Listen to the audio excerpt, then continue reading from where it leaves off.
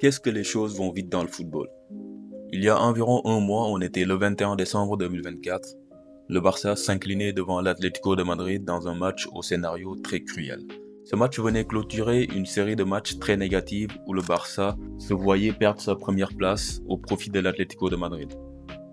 Il aura alors suffi de 2 semaines de 4 victoires éclatantes, dont une en finale de Supercoupe d'Espagne contre le grand rival le Real Madrid, pour que la situation soit complètement retournée. On va profiter de cette dynamique positive du Barça pour essayer de parler des objectifs à venir cette saison.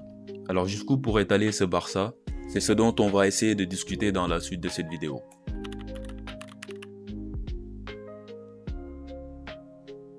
Alors tout d'abord, qu'est-ce qui serait considéré comme une saison réussie pour ce Barça dans le sifflet? Alors selon moi, cela passerait par au moins 2 trophées. Un trophée majeur et un trophée mineur. Un trophée mineur, ça serait soit la Supercoupe d'Espagne ou la Coupe du Roi. Là, la moitié du travail est déjà fait. Le Barça a gagné la Supercoupe d'Espagne. En plus, avec la manière devant le Real Madrid. Dans une victoire assez convaincante, 5-2. Donc là, il reste le plus dur du travail qui va être de gagner un trophée majeur, soit la Liga. Au moment où j'ai créé cette vidéo, le Barça a 4 points de retard sur le Real Madrid et est 3e du championnat. Et ou alors la Ligue des Champions, qui est beaucoup mieux engagée. Le Barça est 2e dans le classement de la Ligue des Champions.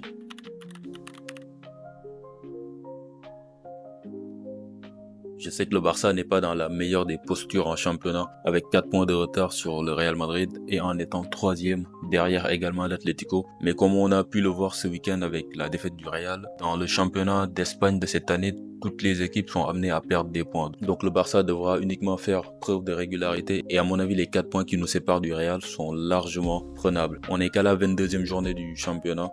Il reste encore 16 matchs à disputer, donc il reste encore largement le temps d'aller chercher les 4 points qui nous séparent du Real. Il y aura également le Classico retour qui sera joué à domicile. Et le Barça pour l'instant est devant sur les confrontations directes. Donc en cas d'égalité, ça va être favorable au Barça.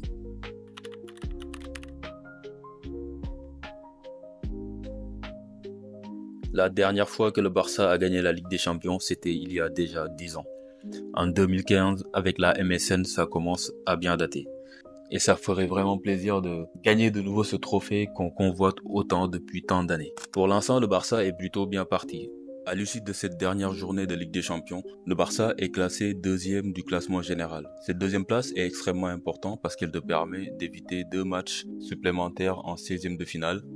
Ce qui est très bon à prendre dans cette saison avec un calendrier qui est tellement chargé, ça te permettra de pouvoir reposer tes joueurs et de pouvoir sereinement regarder les autres batailler pendant ce temps-là.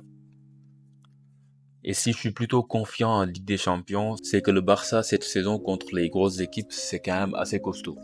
Et ça, on a pu le constater dans les grands matchs de cette saison, contre le Borussia Dortmund, contre Bayern ou dans les 2 Classicos.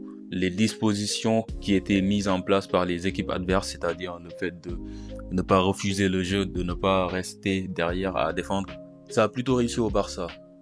On est arrivé dans ces matchs-là à marquer à chaque fois au moins 3 buts et à gagner de manière assez confortable. On sait que si plus tard en quart de finale ou en demi-finale, si on y arrive, pour l'instant on n'y est pas encore, on doit jouer un Arsenal ou Liverpool. Liverpool qui aujourd'hui est clairement le favori pour moi dans cette compétition. On sait que le jeu ne sera pas fermé et jusqu'ici ce sont des configurations qui réussissent plutôt au Barça. Après à l'inverse, la défense du Barça est un petit peu inquiétante quand même. Quand on voit à quel point la défense a été exposée contre Benfica, attention, contre une grande équipe, ça pourrait faire mal également. Donc à la fois, il y a des facteurs qui permettent de se dire que ce Barça pourrait clairement réussir contre les cadors européens, mais il faudra que la défense soit solide derrière. Après, il restera la Coupe du Roi. Donc si le Barça gagne la Supercoupe d'Espagne et la Coupe du Roi, est-ce que ça serait considéré comme une réussite? En fait, ça dépendra de ce que les rivaux auront fait, notamment le Real Madrid. Si dans une saison où on gagne la Coupe du Roi et la Supercoupe d'Espagne, le Real ne gagne rien à côté, je pense que ça ne sera pas considéré comme une saison ratée de la part des supporters barcelonais. Par contre, si à l'inverse, le Real remporte le championnat ou la Ligue des Champions, dans ce cas-là, le bilan sera beaucoup plus mitigé à mon avis. Donc tout cela dépendra. Mais pour moi, une saison réussie serait de gagner une Ligue des Champions ou la Liga, en plus de la Supercoupe d'Espagne qui a déjà été remportée. Donc voilà, c'était tout pour cette vidéo. Dites-moi dans les commentaires combien de trophées vous pensez que le Barça pourrait remporter cette saison. Et qu'est-ce qui selon vous serait considéré comme une saison réussie. Et on se retrouve à la prochaine vidéo. Peace.